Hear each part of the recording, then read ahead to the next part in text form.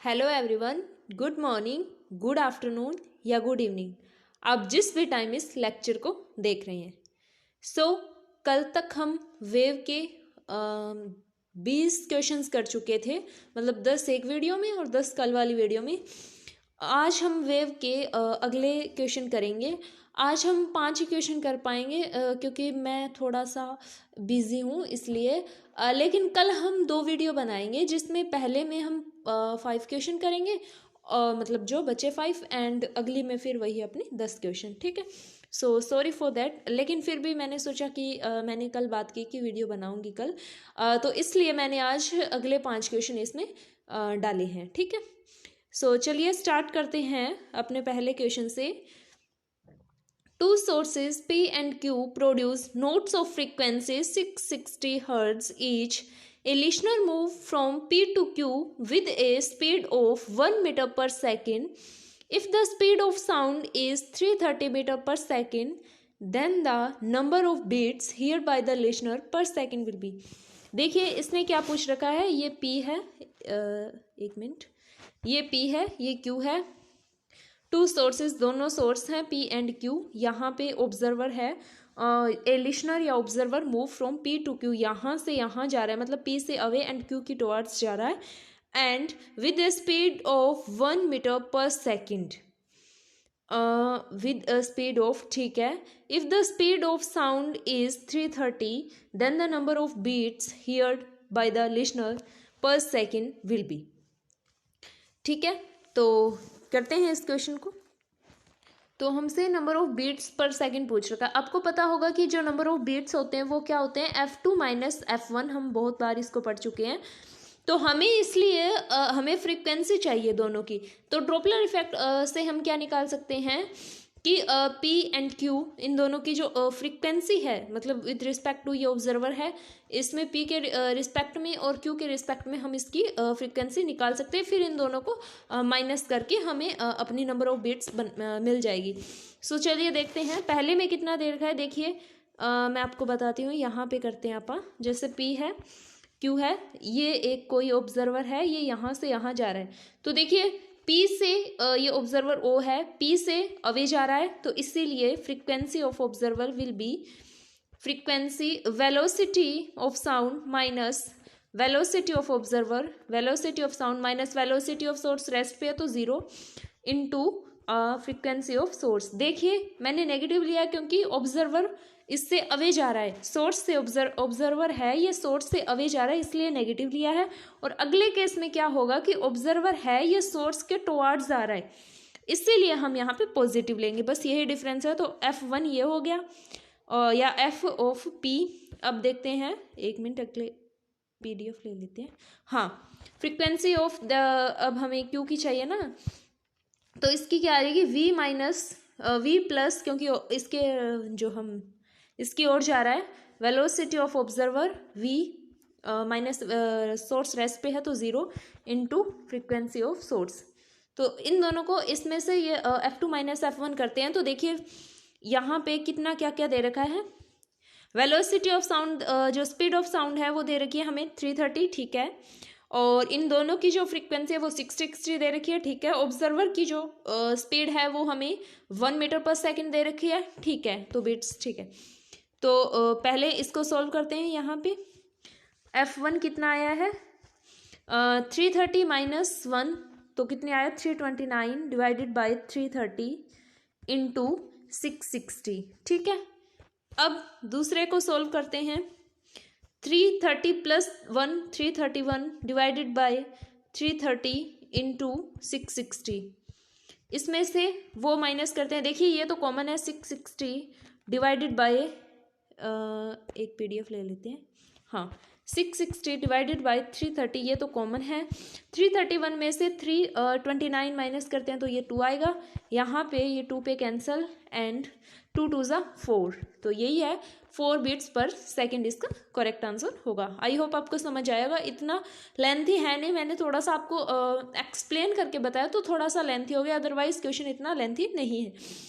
तो आप इसको रिपीट करके देख सकते हैं अगर आपको ना समझ आया तो। चलिए चलते हैं नेक्स्ट क्वेश्चन की ओर। Question number second, Two sources of sound placed close to each other are emitting progressive wave given by y1, y2 and observer located near these two source of sound will hear. इसमें देखिए option नहीं दे रखी. इसके अंदर जो पूछ रखा था, सॉरी फॉर दैट कि मैंने इसका ऑप्शन नहीं दिए, थोड़ा सा हो गया शायद, क्योंकि है ना इसके जो ऑप्शन थे शायद वो पाई के टर्म्स में होंगे, तो मेरे को थोड़ा सा वो ट्रिकी लगा. लेकिन मैं बताऊँ आप में इसमें जो इंटेंसिटी पूछ रखी थी, एक तो इंटेंसिटी मैक्सिमम और इंटेंसिटी मिनिमम ये रेशियो पूछ रखा था, और एक इसमें नंबर ऑफ बीट्स पर सेकंड पूछ रखे थे. ठीक है, ये दोनों ही हमें पूछ रखे थे. तो पहले करते हैं नंबर ऑफ बीट्स पर सेकंड. आपको पता होगा नंबर ऑफ बीट्स पर सेकंड क्या होते हैं, F2 माइनस F1. तो फ्रीक्वेंसी यहाँ से जो फ्रीक्वेंसी है 608 पाई, ये क्या है, ओमेगा. ये ओमेगा टी होता है ना, ओमेगा टी के साथ होता है वो ओमेगा होता है, आप ऐसे याद रख सकते हो. तो एक मिनट, 608 टी नहीं पाई, ये ओमेगा है, और ओमेगा कितना होता है 2 पाई एफ. तो यहाँ से 304 ये फ्रीक्वेंसी आ गई. ऐसे ही 60 pi is equal to 2 pi F, यहाँ से 300, यानी कि ये एक फ्रीक्वेंसी आ गई 300, एक आ गई 304. तो 304 माइनस 300 कितना आ गया, 4. तो यहाँ पे 4 बीट्स पर सेकंड, ये तो आ गई बीट्स पर सेकंड. ठीक है, एक ऑप्शन था. एक शायद 8 बीट्स पर सेकंड वाले भी ऑप्शन थे. तो अब हमें जो दूसरा पूछ रखा था वो तो पूछ रखा था intensity maximum divided by intensity minimum. आपको पता होगा इसके लिए जो फॉर्मूला होता है, intensity maximum divided by intensity minimum, इसका डायरेक्ट यही होता है कि A1 plus A2 whole square, क्योंकि इंटेंसिटी इज एम्पलीट्यूड का स्केयर ही तो होता है ना, इसलिए, और A1 माइनस A2 का होल स्केयर. तो हमें यहाँ पे एम्पलीट्यूड के 1 कितना दे रखा है, 1 दे रखा है 4 एंड ये दे रखा है 5. ठीक है, तो यहाँ से 4 प्लस 5, 5 माइनस 4 यानी कि 1 और 9 यानी कि 81, इसका स्केयर भी है 81 डिवाइडेड बाय 1. तो 81 रेशियो 1, ये तो आएगा intensity maximum upon intensity minimum का रेशियो, एंड 4 बीट पर सेकंड आएगा. तो जिस भी ऑप्शन में ये दोनों होंगे वही अपना करेक्ट आंसर होगा. तो आई होप आपको समझ आएगा. इसके ऑप्शन नहीं दिए हुए, लेकिन आपके सभी के पास बुक्स होंगी या कहीं से आप कर रहे हैं तो आपके पास होंगे ये क्वेश्चन. तो ठीक है, यही है इसका ऑप्शन. ठीक है, चलिए चलते हैं नेक्स्ट क्वेश्चन की ओर. Question number 3, the equation of a simple harmonic is given by 3 sin pi by 2 kx minus omega t. इसमें पूछ क्या रखा है, पहले ये देखिए, the ratio of maximum particle velocity to wave velocity. Okay, तो मैक्सिमम पार्टिकल वेलोसिटी होता है omega a, and wave velocity आपको पता होगा जो टी का कोफिशिएंट होता है अपॉन एक्स का कोफिशिएंट, यानी कि ओमेगा डिवाइडेड बाय के. ये याद रखना है. इतने सिंपल से क्वेश्चन आ रखे हैं, मतलब बहुत सारे क्वेश्चन इस जो फॉर्मूले पे ही आ रखे हैं कि जो वेव की अपनी वेलोसिटी होती है वो होती है ओमेगा डिवाइडेड बाय के. ठीक है, तो हमें ओमेगा क्या दे रखा है, देखिए पाई बाय 2 टी के साथ होता है वो क्या होता है ओमेगा, और एक्स के साथ होता है वो होता है के. तो यहाँ से के कितना है 1, और ये भी तो है ना पाई बाय 2. तो यहाँ पे बताती हूँ आपको, pi by 2 into 50 omega is equal to pi by 2 into 50, and ये है ना पाई बाय 2 इंटू 50, एंड के कितना है 1 इंटू पाई बाय 2. ठीक है, ये है. तो अब हमें पूछ क्या रखा है, वेव वेलोसिटी पूछ रखी है. तो वेव वेलोसिटी जो भी है, वेव वेलोसिटी वो क्या आएगी, पाई बाय 2 ओमेगा बाय के, यानी कि 50. समझ गए, पाई बाय 2 से पाई बाय 2 कैंसिल, तो 50 आ गए. ठीक है, और जो वेव की वेलोसिटी तो आ गई ये, और जो हमें क्या है कि मैक्सिमम पार्टिकल वेलोसिटी, पार्टिकल की वेलोसिटी होती है ओमेगा ए. ओमेगा कितनी है, ओमेगा टी, ओमेगा मैंने यही बताया आपको, पाई बाय 2 इंटू 50, ये तो होगी. और यहाँ पे जो एम्पलीट्यूड है वो कितना दे रखा है, एम्पलीट्यूड है 3, तो इंटू 3, तो यहाँ से 25 यानी कि 75 पाई. अब हमें पूछ क्या रखा है, देखिए मैक्सिमम पार्टिकल वेलोसिटी और वेव वेलोसिटी का जो रेशियो है वो पूछ रखा है. तो मैक्सिमम पार्टिकल वेलोसिटी कितनी आई हमारी 75 पाई, और ये कितना आया ये तो यहाँ से 25 के पारे में जब इसको काटेंगे तो 3/2 पाई. तो ये कौन से ऑप्शन में है, 3/2 यानी कि ऑप्शन नंबर बी इसका सही आंसर होगा। मतलब थोड़ा सा है ना, वो मैं आपको समझा रही हूँ तो थोड़ा सा लेंथी लग रहा है, लेकिन फॉर्मूला पुट करने हैं सिर्फ। आपको पता होगा वेव वेलोसिटी, मैंने याद करा दिया, नहीं पता कि जो टाइम का कोफिशिएंट जो कि होता है ओमेगा एंड एक्स का कोफिशिएंट जो कि होता है के, तो इन दोनों का जो हमारा होता है ओमेगा बाई के, वही इनका डिवाइडेड होता है, वही हमारा क्या होता है वेव वेलोसिटी। और जो मैक्सिमम पार्टिकल वेलोसिटी होती है वो होती है ओमेगा आई, जो हम ऑसिलेशन चैप्टर में पढ़ चुके हैं। बस इन दोनों का हमें रेशो पूछ रखा था, ठीक है।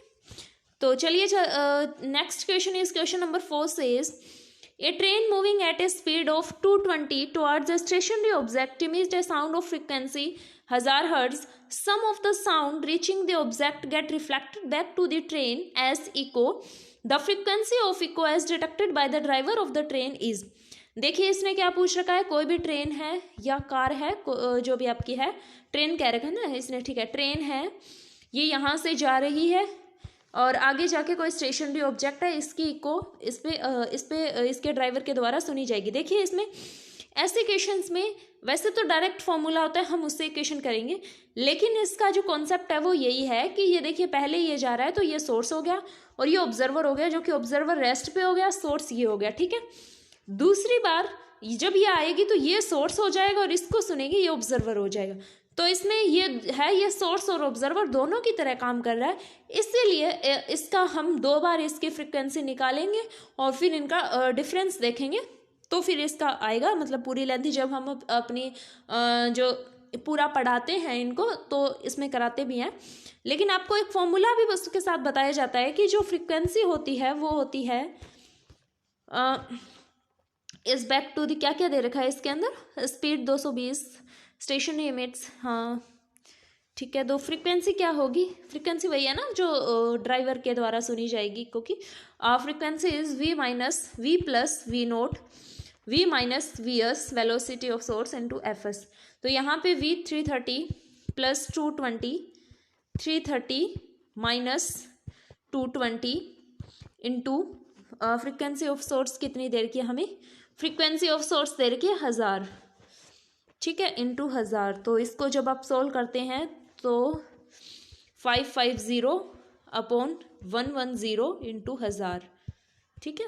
तो ये एक से एक कैंसिल, 5 वे ये कैंसिल, तो 5000 हर्ट्ज इसका आंसर आएगा, जो कि ऑप्शन नंबर सी में अपना सही है, ठीक है। बस कुछ नहीं है, ये जो है इसके अंदर 2 फ्रीक्वेंसीज निकालते हैं, फिर उनका डिफरेंस करते हैं। एक बार तो इसको सोर्स की तरह लेके, इसको ऑब्जर्वर की तरह, दूसरी बार इसको सोर्स की तरह लेके, इसको ऑब्जर्वर की तरह लेके, दोनों का डिफरेंस निकालते हैं। वही जो फ्रीक्वेंसी है वो इको फ्रीक्वेंसी जो है वो इको की होगी, जो कि ड्राइवर के द्वारा सुनी जाएगी, ठीक है। चलिए चलते हैं next question, our last question, क्योंकि हम 5 क्वेश्चन ले रहे हैं, मैंने आपको बताया है। तो sound wave travel at 350 metre per second and at 3500 metre through brass. अच्छा, ये यहाँ पे नहीं दे रखा, एयर की है और ये ब्रास की है। तो the wavelength of the 700 acoustic wave as it enter through the brass, then the wavelength. अच्छा ठीक है, इसमें पूछ क्या रखा है कि दोनों की जो वेव की है वो स्पीड दे रखी है एयर में और ब्रास में, और वेवलेंथ दे रखी है किसमें, ब्रास में, सॉरी एयर में, हमें ब्रास में पूछ रखी है। तो आपको पता होगा, देखिए फ्रीक्वेंसी है दोनों की इक्वल होगी, f1 इक्वल टू f2, क्योंकि सोर्स सेम है। तो फ्रीक्वेंसी होती क्या है, वेलोसिटी डिवाइडेड बाय लैम्डा, और वेलोसिटी डिवाइडेड बाय लैम्डा। तो पहले केस में जब वेलोसिटी ऑफ, चलो ये एयर के लिए ले लेते हैं और ये ब्रास के लिए ले लेते हैं। तो एयर की जो स्पीड है वो दे रखी है 350, ठीक है। बस ये पुट कीजिए अब, तो 350 डिवाइडेड बाय, और लैम्डा कितना दे रखा है एयर का, 700, as it enter brass from warm air, हाँ ठीक है। तो ये दे रखा है हमें 700, और यहाँ पे 3500 दे रखी है ब्रास की, और इसकी लैम्डा पूछ रखा है। तो यहाँ से 10 पे यानी कि 7000, लैम्डा कितना आ गया 7000। तो क्या है, कौन से ऑप्शन में है, इंक्रीज बाय, अच्छा, तो पहले 700 था, अब 7000 हो गया, तो कितना बढ़ा है, 10 बढ़ा है, तो इंक्रीज बाय फैक्टर ऑफ 10, ठीक है। तो option number C correct answer. I hope आपको समझ आया होगा, या वीडियो अच्छी लगी होगी। अगर कोई डाउट हो तो आप हमें कमेंट सेक्शन में कमेंट कर सकते हैं, और अगर कोई सजेशन देना हो तो भी आप हमें कमेंट सेक्शन में कमेंट कर सकते हैं। Thanks for watching.